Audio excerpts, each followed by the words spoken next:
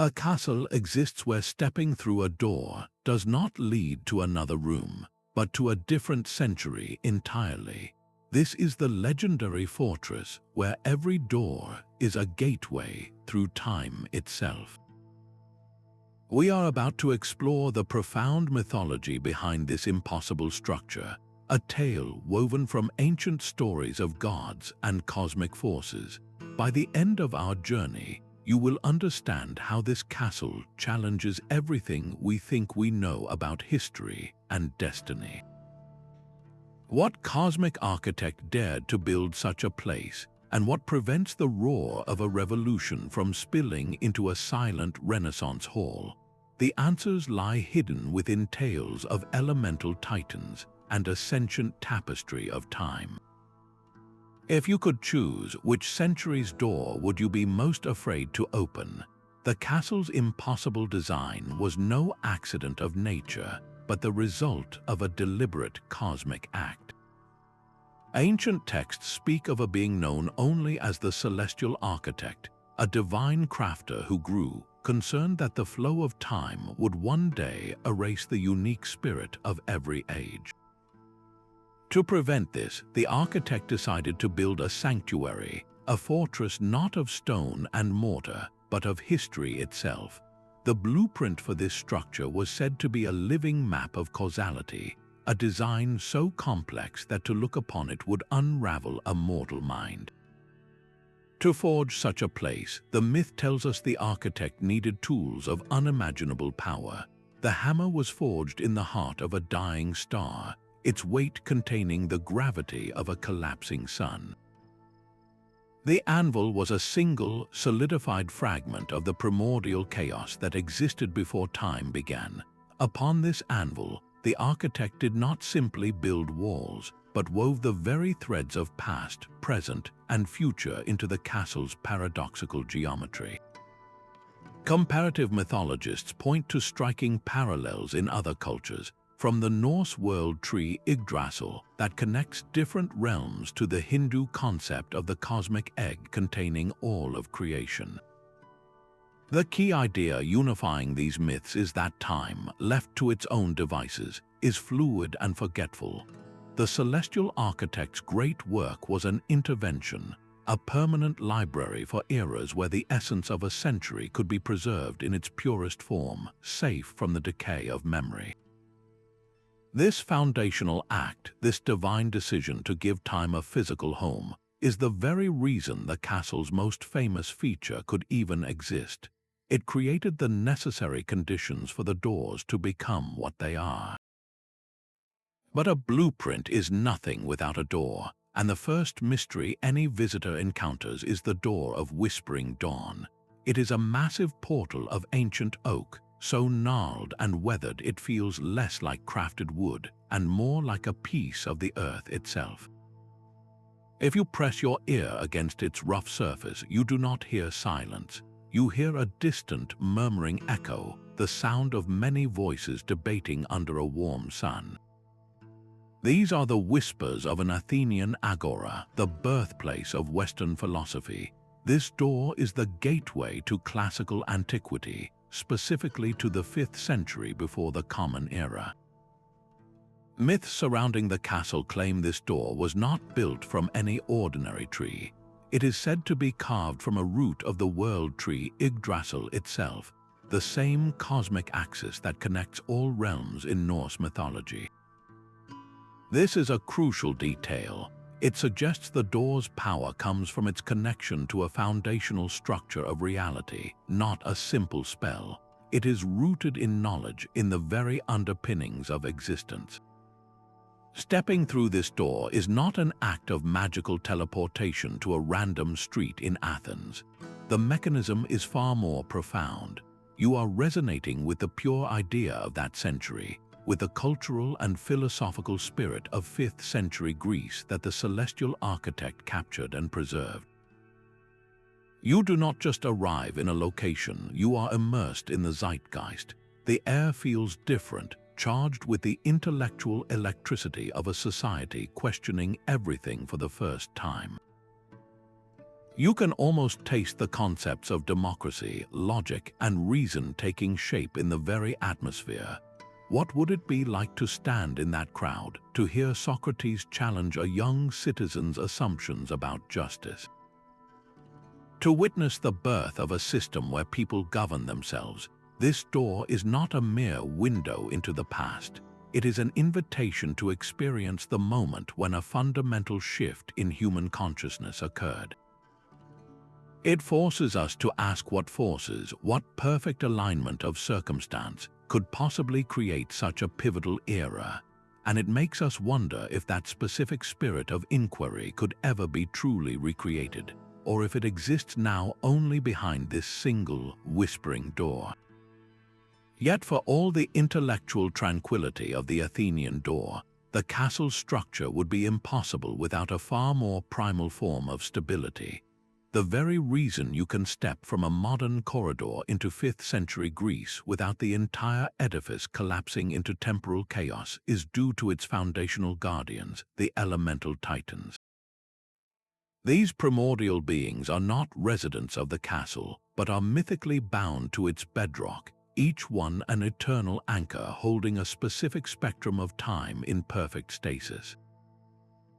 The Epic of Kronos, the primary mythological text describing the castle's creation, speaks of their solemn pact with the celestial architect.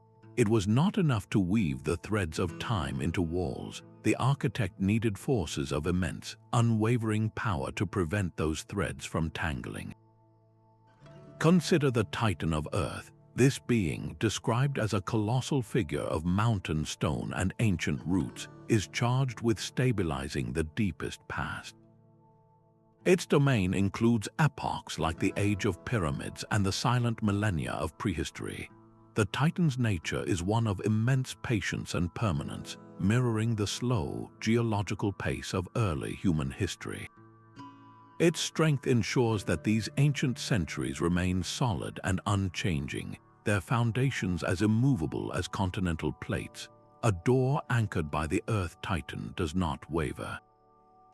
The world behind it feels settled, its events as fixed and inevitable as fossils in stone. In stark contrast, the Titan of Air is the guardian of centuries defined by flux and intellectual exchange. This Titan is a being of swirling mist and sudden gusts, and it is said to hold stewardship over eras like the Renaissance.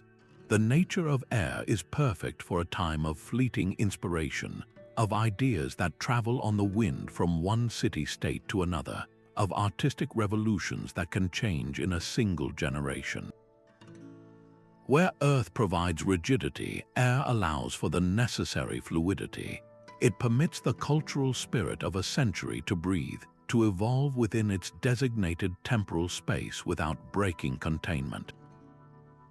This symbiotic relationship between the Titan's elemental essence and the character of the centuries they guard is the key to the castle's stability. Fire likely governs ages of rapid, transformative revolution, while water may cradle centuries of exploration and cultural flow. The Epic of Kronos describes their vigil as an eternal balancing act, a cosmic effort to ensure no two time periods ever bleed into one another. They maintain a dynamic temporal ecosystem where each era retains its unique atmosphere, its own rules of physics and fate. This intricate, God-enforced balance is what makes each doorway a safe passage to a distinct destination. It is a stability so profound we take it for granted as we turn a handle. But that stability is about to be tested by a door that feels anything but stable, a portal that hums with a dangerous and revolutionary energy. A soft, golden light seems to emanate from the wood of the next door, a stark contrast to the primal stability of the bedrock titans. This is the Gilded portal, an entrance so ornate it feels less like architecture and more like a piece of jewelry. Every inch is covered in shimmering gold leaf and deep, intricate carvings that depict the human form in perfect proportion, celestial maps charting unknown stars, and complex sketches of flying machines. This door does not whisper with ancient debate. It hums with a vibrant, creative energy. It is the gateway to the European Renaissance, and the myths say its very essence was gifted by the muse of innovation herself. Legend tells that the celestial architect, pleased with the structural stability provided by the Titans, sought to fill the castle with more than just preserved time. He wanted to capture the very spark of human genius, so he invited the Muse, a being of pure inspiration, to bless this specific portal. It is said she did not merely carve the door, but breathed upon it, infusing the gold and wood with the collective spirit of Da Vinci's boundless curiosity and Galileo's revolutionary gaze. The gold leaf is not a simple decoration. To a mythologist, it is a metallic embodiment of human potential, a physical representation of that unique moment when humanity turned its eyes from the heavens above to the potential within itself. The intricate intaglio work, so deep and precise, mirrors the intricate workings of a mind simultaneously exploring art, science, and philosophy.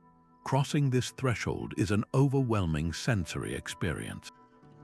The air itself is thick with the smell of linseed oil and fresh paint from a nearby studio, mixed with the delicate, dusty scent of parchment and old books.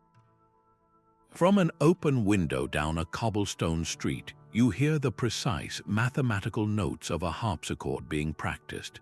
And when you look up, the skyline is not one of steel and glass, but of magnificent cathedral domes and bell towers, each one a testament to a faith in both God and human engineering. This door perfectly exemplifies the castle's higher purpose as a living museum of human achievement.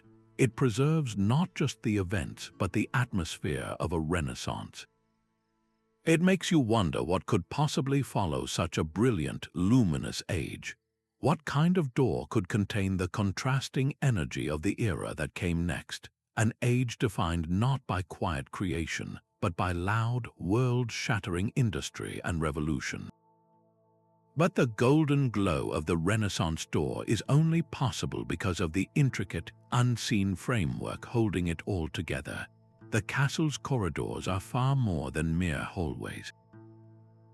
They are the actual threads of the Tapestry of Time, woven by the mythical weavers of fate. In Norse mythology, these are the three Norns, Urd, Verdandi, and Skuld, representing the past, present, and future.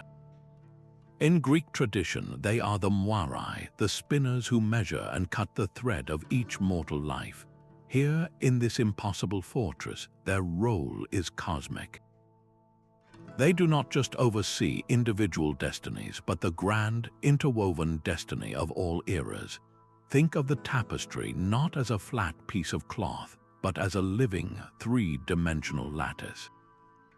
Each fine, shimmering thread is a potential timeline, a road not taken, a decision that could have changed everything.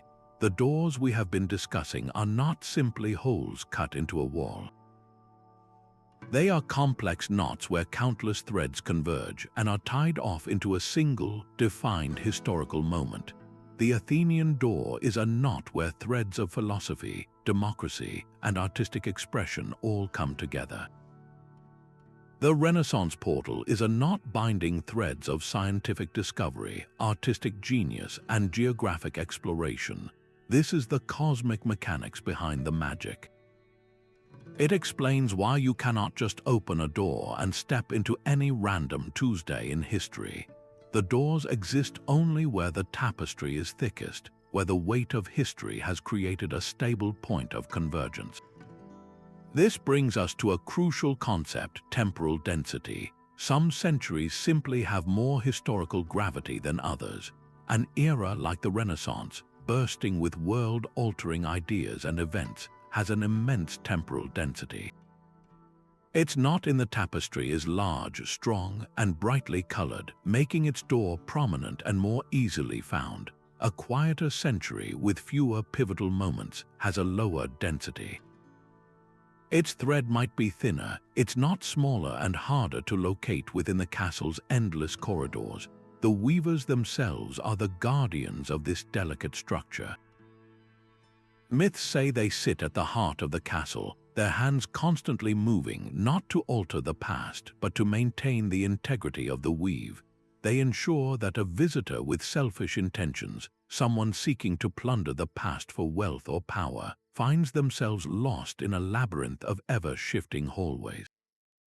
Only a seeker with a pure quest for knowledge, a genuine desire to understand rather than to exploit, will be guided by the subtle pull of the threads to the correct door.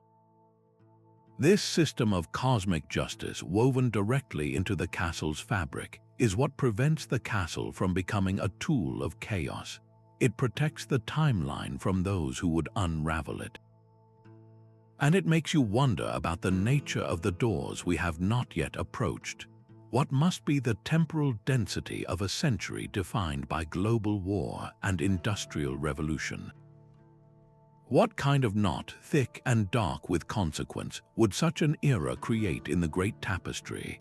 After the luminous ideals of the Renaissance, the castle corridor takes a sharp turn into a far sterner reality. A stark iron-wrought gate bars the way, its surface cold and unadorned. If you place a hand upon it, you do not feel the warm hum of creativity, but a chilling vibration, a metallic echo of marching feet, and the distant crash of a guillotine. This is the gateway to the 18th century, an age forged not in gold but in iron and fire. The mythology surrounding this portal is as intense as the history it contains.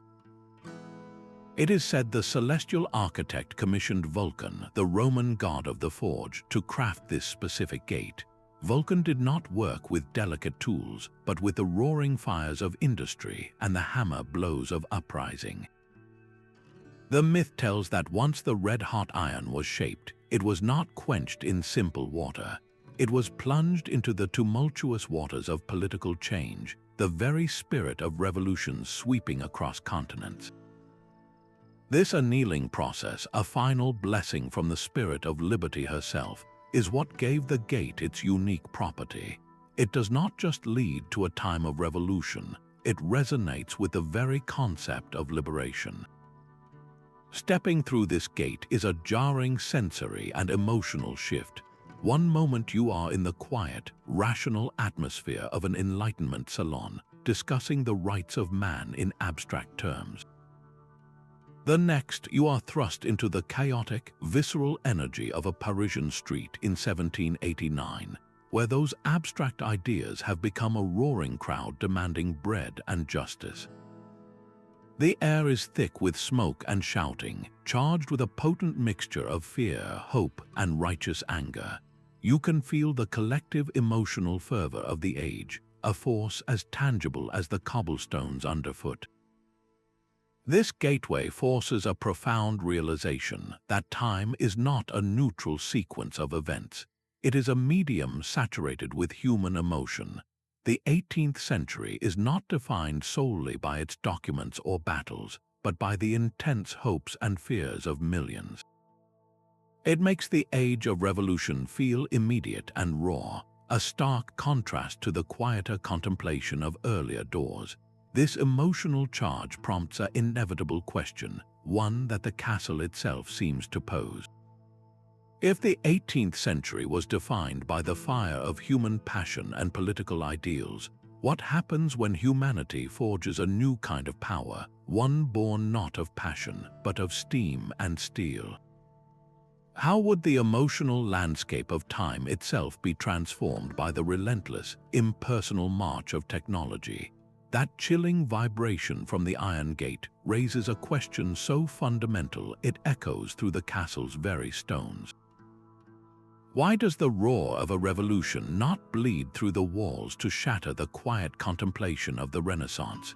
The answer lies not in thick stone, but in a principle the ancient builders called ethereal resonance. Picture each century behind its door not as a static room, but as a living entity emitting a unique vibrational frequency, a single, sustained note in a grand cosmic symphony. The 18th century resonates with the forceful, percussive beat of marching feet and clamoring ideals. The Renaissance hums with the intricate, melodic harmony of a string quartet and whispered equations. The castle itself is the ultimate instrument, a divine resonator designed to isolate each of these frequencies perfectly. It operates like a masterfully conducted choir. In a choir, dozens of voices sing different notes simultaneously. Yet, when perfectly in tune, you can clearly distinguish the soaring soprano from the deep bass. The castle's architecture, guided by sacred geometry, acts as the conductor's baton, ensuring each century's note remains pure and separate. This prevents the dissonance that would occur if the frantic energy of an industrial age crashed into the serene pace of a medieval monastery. Mystical traditions from across the world speak of this concept. Builders of ancient temples used precise mathematical ratios to create spaces that amplified specific spiritual energies, believing certain shapes could trap or channel vibrational forces. The celestial architect applied this wisdom on a cosmic scale. The corridors are not random paths. They are carefully calculated waveguides, their curves and angles tuned to cancel out interfering frequencies. This is why a visitor stepping from the chaotic 18th century back into the hallway experiences immediate silence. The castle's structure absorbs the emotional and historical static, maintaining a perfect neutral buffer zone. This principle of resonance reveals a deeper truth about time itself. History is not a monotonous drone. It is a composition of loud, dramatic crescendos followed by necessary, quiet passages. The explosive era of revolution is one such crescendo. But what of the softer notes, the centuries of quiet consolidation that allow humanity to absorb such monumental change? What does the resonant frequency of a silent age sound like, and what door would lead us there? The polished mahogany of the silent archway feels cool and smooth, a stark contrast to the rough, cold iron of the Revolution's gate. Frosted glass panels, etched with intricate patterns of ivy and gears, diffuse a soft, grayish light into the corridor. This door does not vibrate with raw emotion, nor does it hum with creative energy. Instead, it exudes a profound and almost unnerving sense of order. It is the gateway to the 19th century, and its mythological guardians are the enigmatic guardians of decorum. These beings are not primal titans of earth or air, but refined, almost spectral entities who value structure, propriety, and restraint above all else. They are the cosmic curators of silence, not the absence of sound, but the careful containment of immense power beneath a veneer of absolute civility. Passing through this archway is a sensory shock of a different kind. The chaotic shouts and smoky air of the Revolution are instantly replaced by a new symphony. The dominant sound is the rhythmic, distant chug of steam engines, a mechanical heartbeat that pulses through the very ground. It is accompanied by the soft, rhythmic rustle of crinoline skirts on cobblestones and the precise, clipped tones of polite conversation. The air smells of coal smoke and ozone, yet also of lavender polish and freshly printed books. This is the essence of the Victorian era, a period of profound duality. On the surface, society was governed by an unyielding set of rules and manners, a world of afternoon teas and strict social hierarchies. But just beneath that polished surface raged an unprecedented storm of technological innovation, industrial expansion, and social upheaval. The guardians of decorum did not create this silence to hide the truth, but to manage it. Their mythical purpose was to bottle the overwhelming forces of the industrial age, the raw power of steam, the ambition of empire, the stirrings of social reform, within a structure so rigid it could prevent total chaos. The quiet you experience is not emptiness, It is the sound of immense energy being held in check, of progress moving forward with deliberate, measured steps. This door forces us to reconsider what silence in history really means. Is it a sign of stagnation, or is it the necessary calm that allows civilization to process its own explosive growth?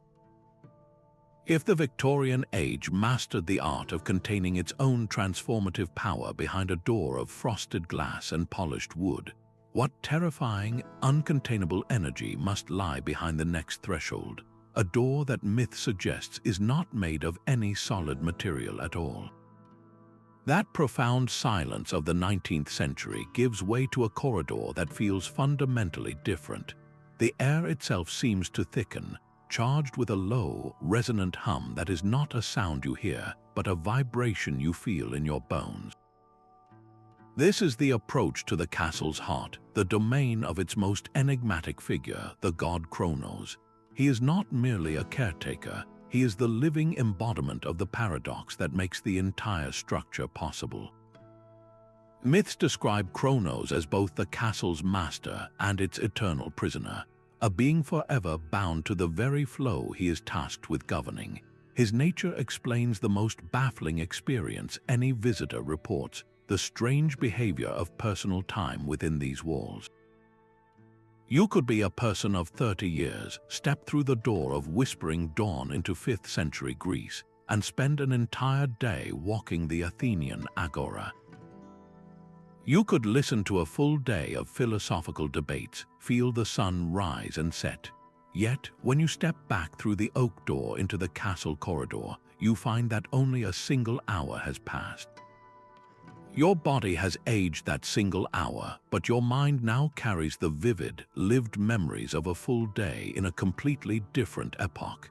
This is the non-linearity of personal time, a concept that shatters our everyday understanding of cause and effect. In our world, time is a river carrying us forward at a constant, unchangeable pace. Inside the castle, your personal timeline becomes a separate stream, one that can meander at its own speed independent of the great river of history. This is not a magical convenience, it is a vital safety mechanism woven into the castle's very mythos by Kronos himself. The destructive aspect of Kronos, the devourer of all things, is held in check by his creative aspect, the force that allows for new possibilities. If a visitor were subject to the absolute, linear time of the historical period they entered, they would be instantly trapped. A week in the distant past would mean aging a week, making it impossible to ever return to their own point of origin without becoming a time-lost relic. The flexibility of personal time protects the traveler, allowing them to be an observer without becoming a permanent part of the history they are witnessing. This paradoxical rule finds echoes in philosophical myths across cultures, from dream journeys that last a lifetime in the waking world's blink of an eye, to tales of heroes who return from mystical realms to find centuries have passed. The castle makes this idea physically real. It forces us to ask what time truly is, if it can be so malleable for a conscious mind while remaining rigidly fixed for the events of history. This personal temporal distortion is the key that unlocks the castle's deeper mysteries. It is the essential adaptation that allows any explorer to even consider approaching the most volatile and unpredictable portals, the ones that do not lead to the past at all, but to futures still unwritten. The low hum of Kronos gives way to a syncopated rhythm, a faint, brassy whisper of a saxophone drifting down the corridor. Ahead, a doorway shimmers, not with solid wood or iron, but with the cool, reflective surfaces of smoked glass and polished chrome. This is the mirror door, a portal that does not simply open onto the 1920s, but actively reflects it. Its surface is a living collage, warping and shifting to show fragmented glimpses of flappers in fringed dresses, the gleaming grille of a vintage automobile, and the silhouetted figures of jazz musicians caught mid-note. The mythology surrounding its creation is as paradoxical as the era it represents. It is said the celestial architect, seeking to capture a century defined by surface and substance, turned to a most unlikely source, a deity of illusion. This being, known for crafting mirages and veils, was moved not by the grandeur of the age, but by its profound fragility. The myth tells that the door was forged from the deity's own tears, tears shed for the beautiful, fleeting illusion of perpetual prosperity. Each tear, solidified into a pane of smoked glass, captured the dual nature of the roaring 20s, the dazzling glamour and the desperate rebellion, both built upon a foundation that was already beginning to crack. Passing through this threshold is a uniquely personal experience, unlike any other door in the castle. You do not push it open. You step toward your own reflection in the glass, and as you move forward, your image does not block the view of the past but instead merges with it. You walk through your own reflection into a world of sharp Art Deco angles and the warm glow of electric light. The air is thick with the scent of cigarette smoke, perfume, and the sweet, illicit promise of a speakeasy. This is where the door's most fascinating property manifests, a mythic safeguard woven into its very essence. The mirror door does not show every visitor the same objective reality. It reflects a version of the 1920s tailored to the expectations and inner world of the person stepping through. A lover of architecture might find themselves on a street of stunning skyscrapers, each line a testament to modern ambition. A music enthusiast would be drawn instantly to the vibrant, pulsating energy of a jazz club where Louis Armstrong plays. Someone preoccupied with social change might witness a suffragette rally or the tense undercurrent of prohibition. This is not a deception. It is a gentle filtration system, an acknowledgement that the sheer, overwhelming complexity of any historical moment is too vast for a single mind to grasp. The door meets you where you are, allowing you to engage with the aspects of the era you are most prepared to understand. This interactive property challenges one of our most deeply held assumptions about history, the idea that it is a fixed, objective truth waiting to be discovered. The mirror door suggests that our encounter with the past is always a collaboration. We bring our own questions, our biases, and our passions to the threshold, and in return, the past reveals a facet of itself that resonates with our inquiry. It forces us to admit that when we study history, we are never just observing facts. We are in a dialogue with them, and the story that emerges is shaped as much by our own perspective as by the events themselves. This theme of co-creation, of a subjective historical experience, becomes dangerously amplified as we approach the doors to more recent, more raw periods of history. If a doorway can tailor the glamorous chaos of the 1920s to our expectations, what happens when we stand before a portal leading to a century of global conflict and technological explosion? What version of our own recent past would a mirror show us, and would we be brave enough to trust the reflection? The shimmering illusion of the mirror door recedes into a deeper, more profound silence. Further along the corridor, the architecture shifts again, opening into vast, circular chambers that feel less like rooms and more like inverted cathedrals. Their walls are not lined with bookshelves but with countless alcoves, each one glowing with a soft, internal light. This is the library of lost moments, and its contents defy simple description. Within the alcoves rest not scrolls or tomes, but crystallized fragments of time itself. These are the moments that never made it into the history books, the breaths taken between the great events. The myths speak of the archivists, the silent guardians of this library. They are robed figures who move with a slow, deliberate grace, their faces hidden deep within their hoods. They do not speak, for their purpose is not to interpret but to preserve. They are the ultimate scribes, tasked with collecting the sheer, overwhelming entirety of the human experience. To find a crystal here is to hold a piece of pure history in your hand. One might contain the specific, joyful laughter of a child playing in a muddy street in medieval France, a sound completely untouched by the politics or plagues of the age. Another might hold the weary sigh of an inventor, moments before the final, successful click of a mechanism that would change the world. These are not recordings. They are the moments themselves, captured in their full emotional and sensory depth. This library provides the essential context for the grand doors we have already encountered. It explains why the door of Whispering Dawn leads to a living, breathing Athens, and not just a sterile diorama of famous philosophers. The archivists ensure that the spirit of a century is composed of millions of these tiny, forgotten instants. The great battles and brilliant inventions are the knots in the tapestry of time, but the archivists preserve the countless threads that run between them, giving the tapestry its strength, color, and texture. Their silent, endless work is what prevents the castle from becoming a museum of only kings and conquests. It is a preservation of humanity in its entirety, the mundane and the magnificent given equal weight. This profound dedication to nuance is what makes each doorway a gateway to a rich, believable world. It ensures that when we step across the next threshold, a portal humming with the raw energy of the 20th century, we are entering not a simple summary of war and peace, but a complex reality forged from countless individual lives, hopes, and fears. The profound silence of the Library of Lost Moments is shattered by a rhythmic, mechanical clicking. Further down the corridor, a doorway unlike any other pulses with a cold, blue light.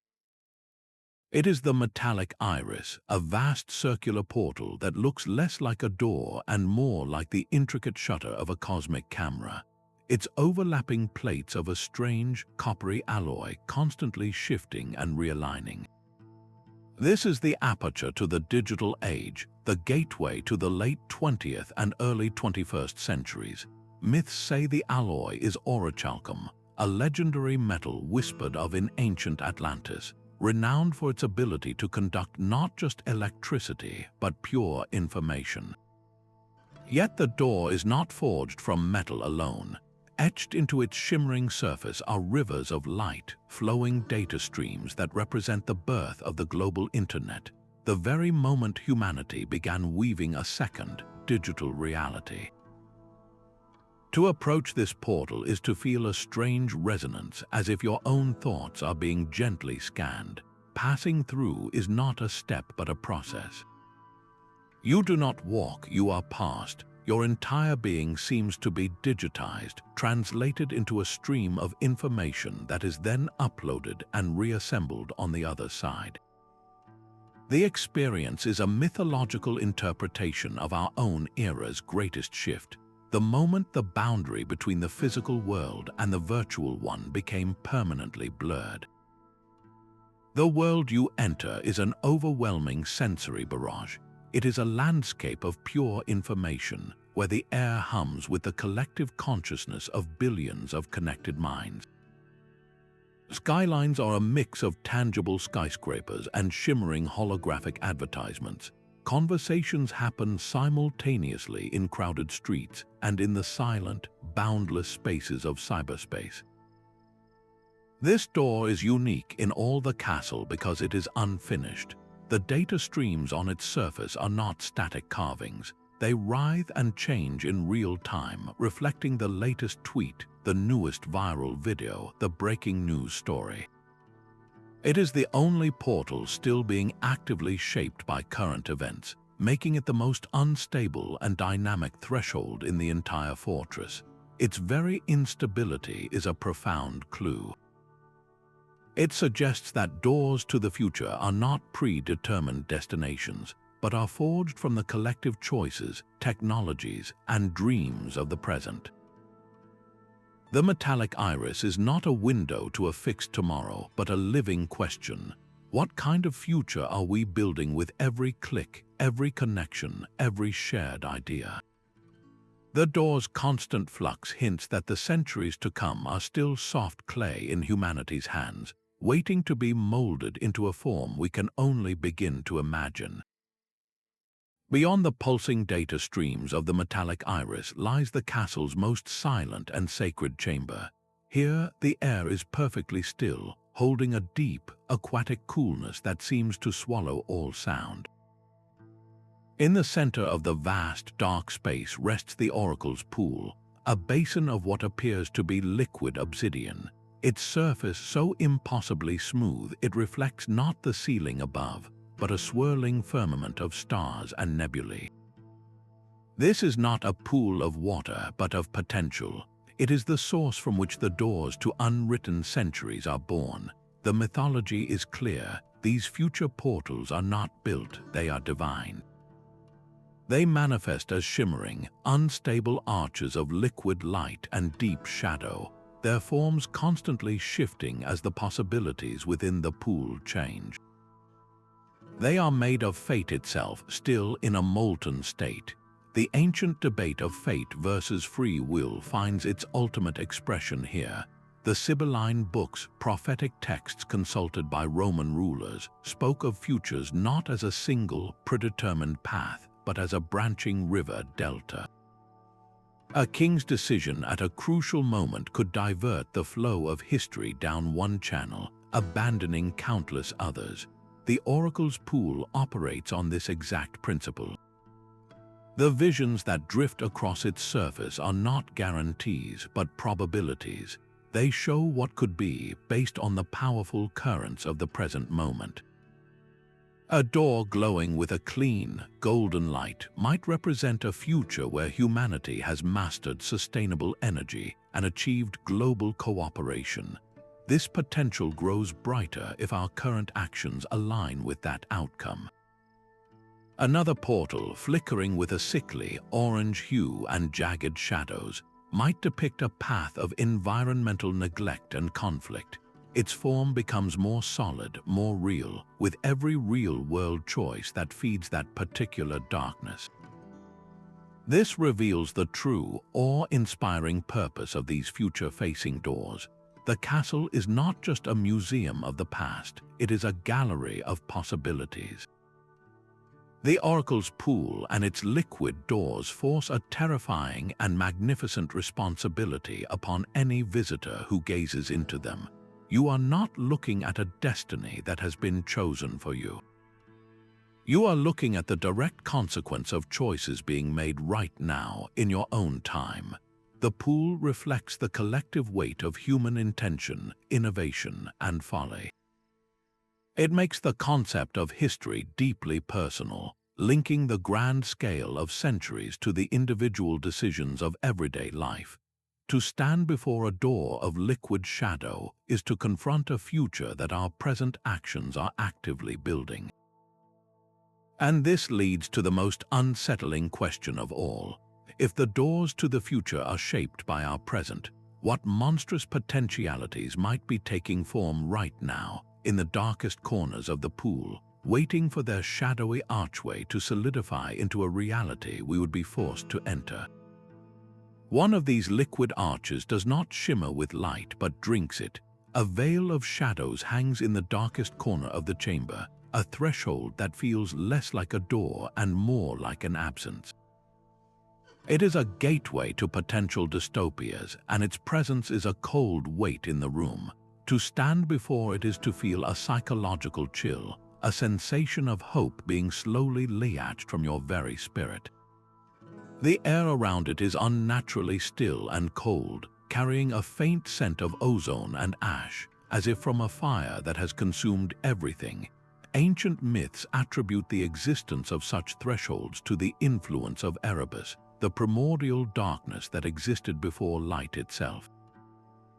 This is not the simple dark of night, but the absolute shadow of despair, the void left when progress fails and systems collapse. The veil is not a solid structure.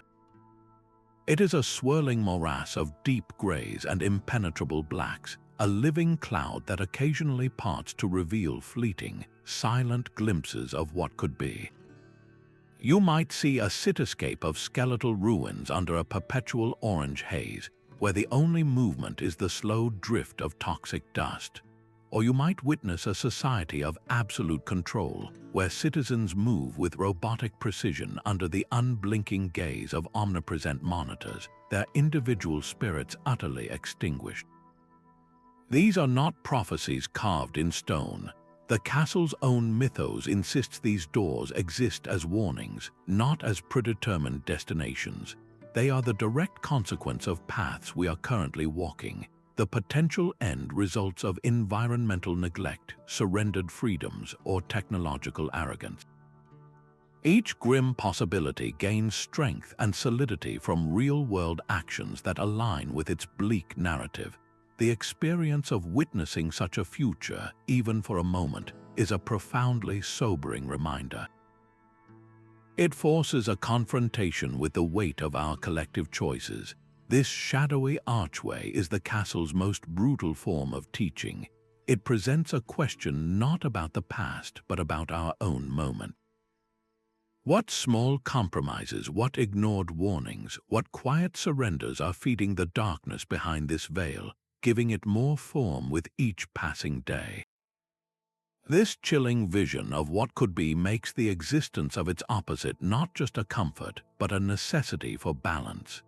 Yet in stark opposition to that consuming darkness, a doorway of brilliant, warm crystal pulses with a gentle, inviting light.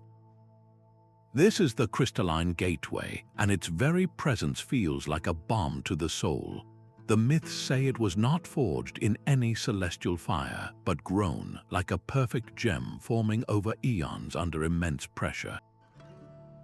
It is linked to Astrea, the celestial virgin goddess of innocence and justice from Greek mythology. The story tells that when the world fell into a Bronze Age of corruption and strife, Astrea was the last of the gods to abandon the earth, her heart broken by humanity's failings. But as a final act of hope, she did not simply leave. She wept, and from her tears these crystalline portals grew, each one a frozen promise of her eventual return when justice and peace would reign once more. To stand before this door is to feel a profound shift in the air. The cold dread of the shadowy veil is replaced by a sensation of deep optimism, a quiet wonder that seems to resonate in your very bones. The light emanating from the crystal is not harsh or artificial. It is the soft, golden glow of a perfect dawn, promising a day without end. This gateway leads to the most idealized futures, visions of utopian tomorrows where humanity has achieved global harmony, mastered sustainable energy, and lives in a symbiotic balance with a healed natural world. These are not futures of boring perfection, but of vibrant, collective fulfillment. The role of such hopeful visions in mythology is absolutely essential. They act as beacons, celestial north stars that guide humanity through its darkest nights. Just as ancient sailors used the constellations to navigate treacherous seas, these utopian doors provide a direction for human aspiration. They answer the shadowy veils not with naive denial, but with a powerful, tangible alternative. They show us the destination we are capable of reaching, making the struggles of the present feel like necessary steps on a meaningful journey. The castle, in presenting this stark duality, becomes more than a library of time. It transforms into a profound moral compass. The future is not a single, fixed point we are hurtling towards. It is a spectrum of possibilities, and the castle lays the two extremes bare. On one side, the consequences of our fear, greed, and short-sightedness. On the other, the magnificent rewards of our wisdom, compassion, and cooperation. The choice of which potential future grows stronger, which doorway solidifies into reality, is reflected back to us, the visitors. It forces a simple, terrifying, and beautiful question. Which of these two doors are your actions, however small, helping to build? This cosmic balance between darkness and light, despair and hope, encompasses the entirety of the human story contained within the castle's walls. But what of the stories that are not human at all? What doors would lead to epochs that predate our earliest ancestors, or to realms where life took a form we could never recognize? The castle's grand narrative of human history is merely a single wing in an unimaginably vast structure. Tucked away behind an archway woven from petrified vines and starlight lies the forbidden corridor. The air here is different, tasting of volcanic ash and the cold vacuum of deep space. The doors in this hidden wing are not made for human hands. One appears to be a colossal ring of standing stones, humming with a low planetary frequency. Another is a gateway of shifting ice, reflecting the forms of creatures that have never seen the sun. These are the portals to ages of pure myth and deep prehistory, the foundational layers of the castle itself. They are guarded not by silent archivists, but by mythic sentinels like sphinxes or dragons, beings who do not ask for a password, but pose riddles that probe a visitor's understanding of existence. The question is not who you are, but why you are, and what right you have to witness the birth of time. Gaining access is the ultimate test, because these epochs are not merely adjacent to human history, they are the bedrock upon which it is built. To open the door of standing stones is to step onto a primordial earth, to feel the ground shudder under the footfall of a sauropod. There is no human language here, no cities, no art, only the raw, magnificent struggle of life on a planetary scale. The laws of physics feel more potent, more immediate. Gravity is a heavier force, the air is thick with unbreathable gases, and the passage of day and night follows the rhythm of a younger, faster spinning planet. This is a time before story, yet it contains the raw material for every story that will ever be told. The danger here is not of altering a human event, but of being utterly unmade by the sheer, indifferent power of nature. A single misstep could see you erased by a geological event or simply lost in a world where your existence is a biological impossibility. Further down the corridor, a door of cloud and lightning crackles with the energy of a gathering storm.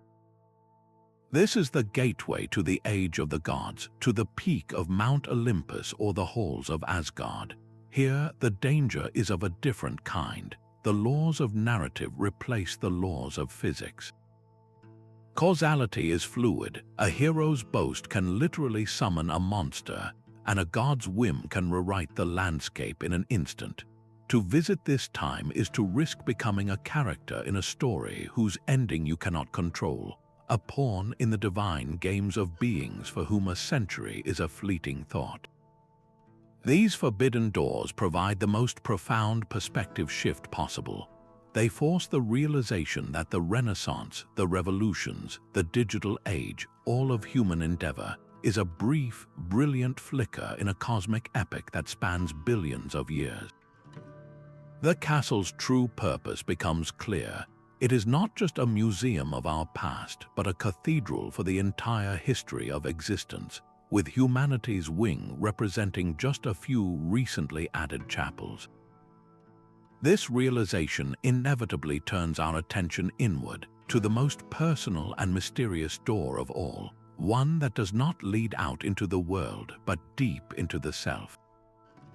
What would we find behind a door that opens onto the landscape of our own memories, and who or what would be waiting there for us?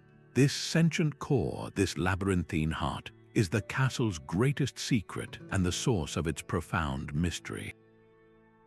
It is the reason the fortress feels less like a static monument and more like a sleeping giant, a living entity whose breath is the slow pulse of centuries. The theory, drawn from the most esoteric creation myths, suggests the castle is not merely a container for time, but that it has become a conscious being through the sheer weight of the history it holds. Its heart is not a chamber you can find on any map. It is a nexus, a swirling vortex of consciousness formed from the echo of every laugh preserved in the library of lost moments, the heat of every revolutionary passion contained by the Iron Gate, and the brilliance of every idea captured behind the gilded portal.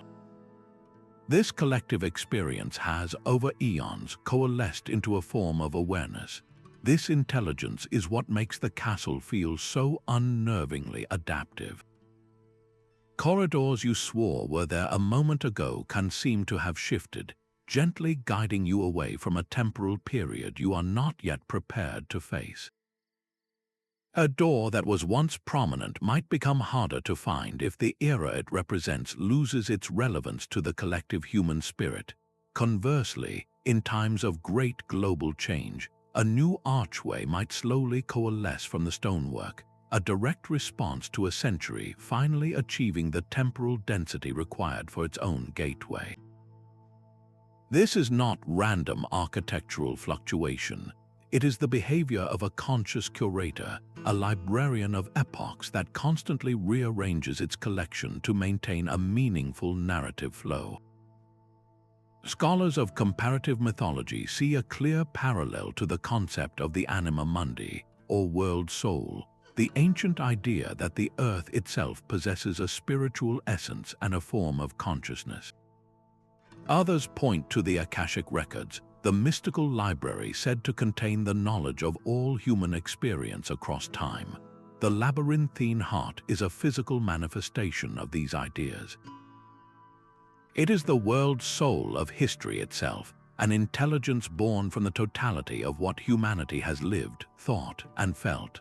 This explains the most mystical of all visitor accounts, the stories of individuals who arrived with no specific destination in mind, only to find themselves standing before a door that answered a question they had not yet dared to speak aloud.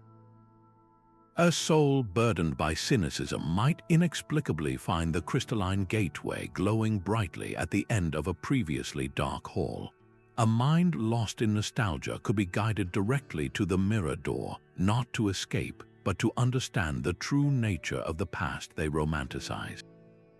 The heart does not judge or interfere. It responds. It reflects the spiritual and emotional state of its visitors, and by extension, of humanity itself. Its ultimate purpose, then, may not be simply preservation, but education on a cosmic scale. It presents us with the doors we need to see to understand our own place in the grand tapestry. It shows us the beauty we have created, the horrors we are capable of, and the countless potentials that lie ahead, all as a mirror to our collective soul. This living, breathing core is what transforms the castle from a miraculous building into a sacred dialogue partner. It begs the final, most personal question. If the castle is truly alive and aware of every soul who walks its halls, what does it learn from watching us, and what might it be trying to teach us in return through the silent, deliberate arrangement of its infinite doors? Deep within the castle's shifting heart, beyond the galleries of past and future, the final mystery waits not as a destination, but as a realization. Legends whisper of a door that is not a door at all, but a key. It is the meta-portal, and its appearance is the ultimate test of a seeker's understanding. You do not find this threshold by wandering endless corridors. It finds you, but only when you have unraveled the castle's most profound secret. The myths describe it as a shape-shifting enigma. To one person, it might manifest as a single, luminous keyhole floating in the air. To another, it could be a modest wooden door, utterly unremarkable. Its form is a direct reflection of the seeker's own mind, a final riddle that asks if you truly comprehend the journey you have been on. The reward for solving this riddle is the ultimate prize, entry into the sanctum of the master chronomancer. This being is not the celestial architect who built the castle, but the entity who has mastered its infinite complexity. The chronomancer is the living conductor of the temporal symphony. the one who ensures the Titan's balance and the Weaver's tapestry remain in harmony. The quest for this portal is a trial of wisdom, not force. Ancient mystical traditions, from the Delphi's command to know thyself to the Zen pursuit of enlightenment, all point to the same truth. To understand the universe, you must first understand your own place within it. The same principle governs the meta-portal. It will not appear to someone who seeks it as a trophy or a tool for power. It reveals itself only to the seeker who has internalized the lessons of every other door. You must have felt the intellectual fire of Athens and understood your own capacity for reason. You must have witnessed the contained power of the Victorian age and recognized the dualities within your own nature. You must have stood before the shadowy veil of a potential dystopia and felt the weight of your own choices. The door materializes at the moment of synthesis when you see yourself not as a separate observer of time, but as an active thread woven into its grand tapestry. Your life, your memories, your hopes, and your fears are all part of the chronicle the castle preserves. Unlocking this final door is therefore an act of self-acceptance. The simple keyhole requires no physical key. It opens to the touch of a mind that has achieved a state of temporal humility, acknowledging that you are both a product of all that has come before and a shaper of all that is yet to be. Stepping through is the culmination of the entire mythological journey. You enter the control room, a space that defies conventional description. It is not a room with levers and dials. It is a nexus where all the timelines converge into a silent, beautiful pattern of light and shadow. Here, the master chronomancer is said to be less a person and more a presence, a consciousness formed from the peaceful acceptance of time's entire story, with all its beauty and its tragedy. To stand in this space is to understand the castle's true purpose. It was never just a library or a prison for time. It is a sanctuary for meaning itself, a place where the chaotic flow of events is woven into a coherent, comprehensible whole. The seeker who reaches this point does not gain the power to control time. They gain something far greater, the wisdom to see their own brief, brilliant moment within it as both insignificant and utterly essential. This final chamber holds no throne, for the master chronomancer is not a king who rules, but a force that listens. The myths are unanimous on one point: this being is not a person you can look in the eye.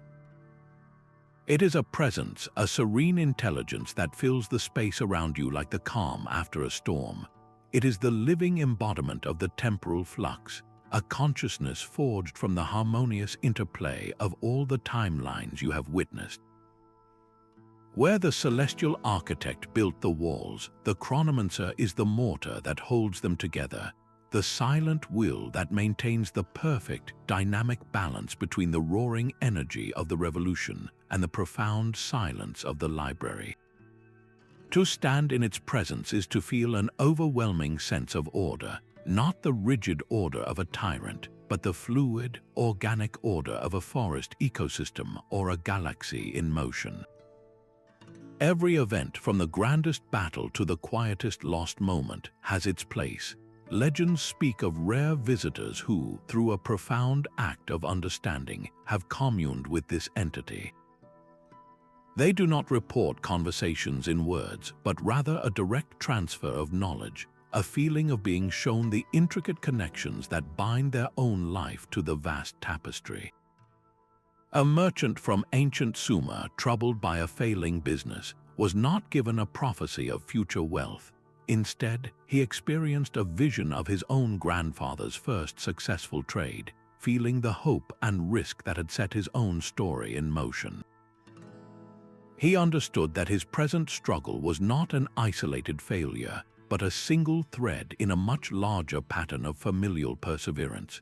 The chronomancer's guidance is never a simple answer. It is context. It reveals how your personal story, with all its joys and sorrows, resonates with the grand themes of history itself.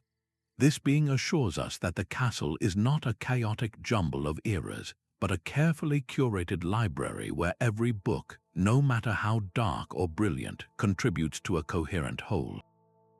The existence of the chronomancer is the ultimate answer to the fear of paradox.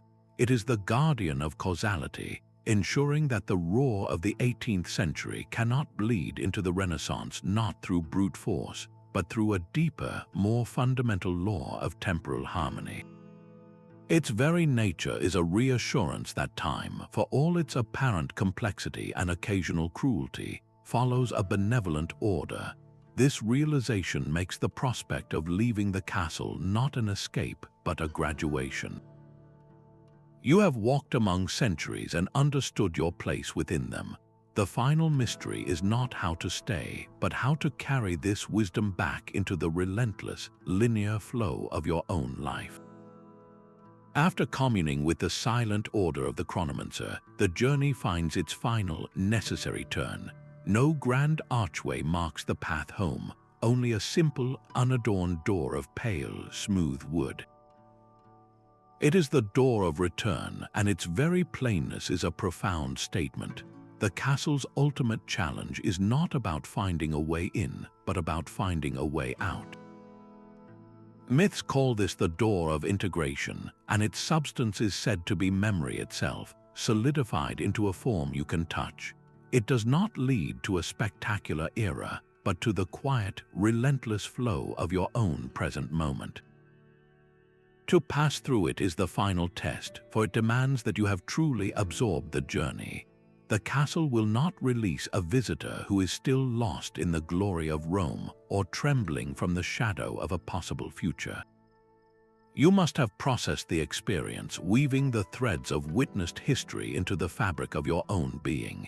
If you try to leave prematurely, the door remains locked, not by a physical mechanism, but by your own unpreparedness. Those who fail this test are said to become temporal ghosts, their spirits forever adrift in the castle's corridors, unable to fully inhabit any era, including their own. They are haunted by fragments of time, unable to reconcile the multitude of worlds they have seen with the singular reality of their own lives. The door, therefore, acts as a final, gentle teacher. It forces a moment of quiet reflection before the threshold. You must ask yourself what you are taking back. Is it the philosophical courage of Athens, the creative fire of the Renaissance, or the sobering warning from the shadowy veil? The integration is not an intellectual exercise. It is a spiritual and psychological alchemy where the knowledge of ages is transmuted into personal wisdom. The door opens only when you can hold the vastness of time within you without losing your own center. Stepping through feels less like walking and more like a gentle dissolution. The cool, silent air of the castle is replaced by the familiar sounds and smells of your own time. But you are not the same person who entered. The sights and lessons of the centuries are now part of you, not as distant facts, but as lived experiences that have reshaped your understanding of everything. The true gift of the castle was never the sightseeing. It was the preparation for this exact moment, the return to your own life armed with the perspective of millennia, ready to write your own small, essential line in the ongoing story. That simple door of return, leading back to the singular flow of our own lives, forces a perspective shift of cosmic proportions. If this castle is a place where all of history coexists, then its very existence suggests that our universe might be structured in the same way. The castle is not merely a building, it is a universe in miniature, a perfect microcosm of a much grander reality. Ancient cosmological myths from across the globe have always hinted at this idea. The Hindu concept of Indra's net describes a universe where every jewel in an infinite web reflects all the others, suggesting a profound and inseparable interconnection between all points in space and time. The castle, with its doors each reflecting a different epoch, is a physical manifestation of this ancient wisdom. It proposes that linear time, the relentless one-way arrow we experience every day, is a necessary illusion for our mortal mind. Within the castle's true structure, past, present, and future are not a sequence, but a vast, simultaneous tapestry. Every moment that ever was or ever will be is happening right now in an eternal present. This is not just mystical speculation. It finds a startling echo in the language of modern theoretical physics. Concepts like the block universe theory in cosmology propose that time is a dimension much like space, and that the entire history of the cosmos exists as a single, four-dimensional block.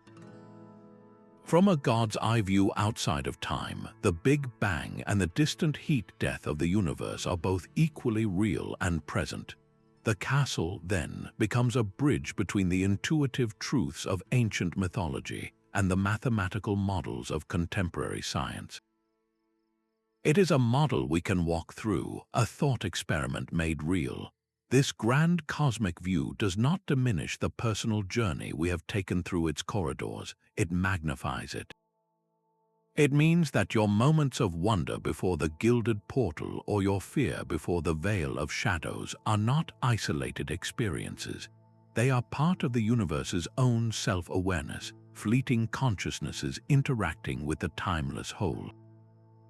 If the castle is a model of the cosmos, then every choice you make, every hope you hold, resonates within a structure far vaster than any stone fortress.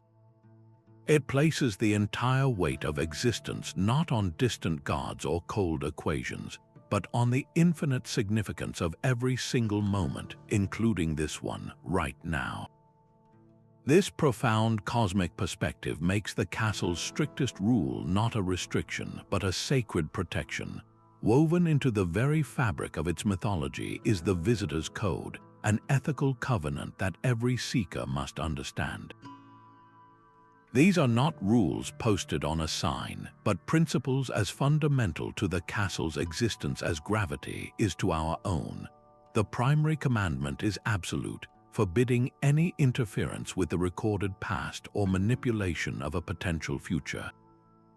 You are an observer, a guest in someone else's moment, and your presence must leave no trace. This is not merely a suggestion, it is a law of metaphysical physics enforced by the castle's own sentient awareness. The consequences for breaking this code are not administered by guards or judges, but are as immediate and inevitable as touching a hot stove. Ancient texts tell of a proud nobleman from a forgotten kingdom who, upon stepping through the Iron Gate into the French Revolution, could not resist the urge to play hero. He tried to warn a doomed aristocrat of the coming danger, whispering a name and a date. The moment the words left his lips, the world around him did not change. Instead, he himself began to unravel. The myth says he was caught in a temporal echo, forced to relive the moment of his transgression in an endless, silent loop, forever screaming a warning that no one could ever hear. His spirit became a permanent fixture of that corridor, a cautionary tale woven into the tapestry itself. Another story speaks of an inventor from our own time who, dazzled by the clean energy of a utopian future glimpsed through the Crystalline Gateway, tried to steal a sliver of its technology. As he crossed back into the castle, the advanced device dissolved into dust in his hands, and his own memories of the future began to fade, leaving him with a profound sense of loss but no understanding of what he had forgotten. The castle protects its integrity by erasing the interference, and sometimes erasing the interferer. These myths serve a crucial purpose, transforming the castle from a mere wonder into a school of wisdom. The code teaches a deep respect for the autonomy of each century. The people you see are not actors in a play, they are living their authentic lives with all the freedom and frailty that entails. To alter their choices, even with the best intentions, is to violate the most sacred principle of all, the right of every soul to author its own story. This rigid framework is what makes true learning possible. It forces you to put aside your own desires and simply witness, to understand history on its own terms. The castle's greatest gift is not the power to change time, but the humility to accept it. So the next time you stand before a door, the real question is not what you would change, but whether you are wise enough to listen. That strict ethical code, forbidding any trace of our passage through history, feels like a rule from a forgotten age. Yet the myth of the castle is not confined to ancient texts or that impossible fortress. It lives and breathes among us, constantly evolving in the stories we tell ourselves today. We see its unmistakable echo in the modern urban legend of the vanished hotel, a grand old building that appears on a foggy night to a lost traveler, offering warmth and a strange, outdated comfort. They check in, only to wake the next morning in an empty field, the hotel gone without a trace, leaving them to wonder if they brushed against a fragment of the 1920s that refused to fade away. The phantom train that rumbles on tracks long since removed, seen only from the corner of the eye, is another ghost of the castle's corridors, a temporal loop playing out on a lonely stretch of railway. These are not just ghost stories, they are fragments of the same human longing, the same fascination with places where time has come unstuck from its moorings. Our contemporary myths have simply swapped stone battlements for glass skyscrapers and spectral nights for glitching data streams. In video games, entire worlds are built around this exact premise. Players explore dungeons that are literal labyrinths of different eras, or navigate futuristic cities where time distortion is a core game mechanic. These interactive stories allow us to become the visitor, to make choices within an unstable chronology, fulfilling that deep-seated desire to not just witness, but to participate in the paradox. Film and literature have tirelessly explored this territory, from stories of detectives stepping through a doorway to solve a crime in the past, to epic tales where the fate of the world hinges on preserving the integrity of the timeline. Each of these narratives is a variation on the castle's central theme. They all ask the same fundamental question: what if we could step outside the relentless forward march of our own lives? What if we could witness the moments that shaped us or correct the mistakes that haunt us? This enduring power proves that the castle is far more than a relic. It is a living, evolving archetype, a mirror we hold up to our own time. In an age defined by the internet, a realm that itself feels untethered from time, the myth finds new resonance. Social media feeds present a chaotic jumble of past and present. Memories are instantly digitized and preserved, and we curate our own personal timelines online. We are, in a sense, building our own small, digital castles every day, creating archives of our lives that future generations might one day explore. The myth persists because it speaks to the core of the human condition. We are temporal beings, acutely aware of our brief moment in a vast story. The castle gives that anxiety a shape and a hope. It suggests that our stories are not lost, that our struggles and our joys are preserved somewhere in the grand architecture of existence.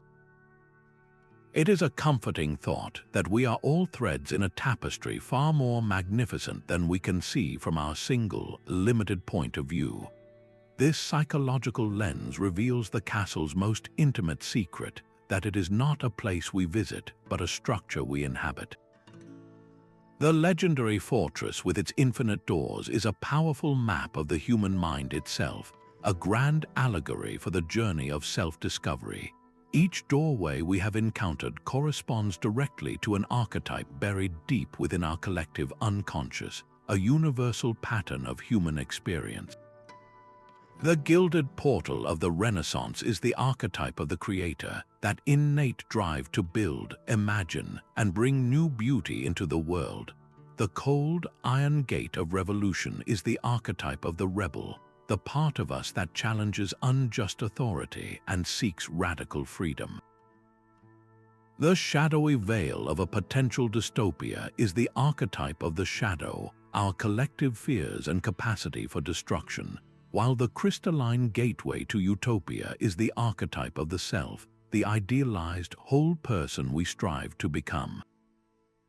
In this light, the castle's sprawling architecture is a perfect symbol of the psyche. Its endless corridors are the winding paths of our thoughts and memories.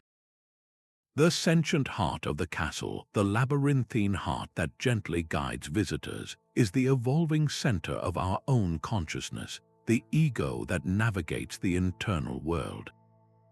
The entire journey through the castle's wings mirrors the most important psychological process we can undertake, what Carl Jung called individuation. This is the lifelong journey toward wholeness, where we consciously engage with these different archetypes within us. We cannot become a complete person by only living in the Renaissance wing of our mind, focusing solely on creativity while ignoring the revolutionary spirit that demands change. True growth requires us to open the heavy iron door of our own rebellion, to acknowledge the shadowy corners where our fears reside, and to listen to the hopeful whispers from our potential future. This interpretation makes the ancient myth immediately and deeply personal. The Castle of Centuries is not a distant legend, it is the landscape of your own inner life. Your memories are the library of lost moments, preserved in crystalline clarity. Your anxieties about tomorrow are the unstable, liquid arches in the chamber of futures. Your creative inspirations are the golden light emanating from your own personal Renaissance door. The ultimate quest, then, is not to find a physical fortress, but to embark on the courageous exploration of your own psyche. Which doors have you opened wide and which remain locked out of fear? Are you living only in one wing, ignoring the whispers from other chambers? The myth suggests that wholeness lies in acknowledging every room, in understanding that the rebel, the creator, the child, and the sage all reside within the same internal castle.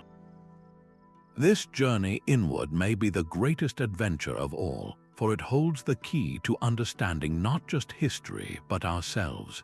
Our journey through the castle's infinite corridors reveals its ultimate secret. This is not merely a fortress of stone and magic, but a living metaphor for the human experience itself. Each door, from the weathered oak whispering of ancient philosophy to the shimmering archways of unwritten tomorrows, represents a facet of our collective story. They are not just portals through time, but mirrors reflecting our deepest fears, our brightest hopes, and our enduring quest for meaning. The castle teaches us that history is not a distant sequence of events, but a vibrant tapestry in which we are all active threads. Our responsibility is profound.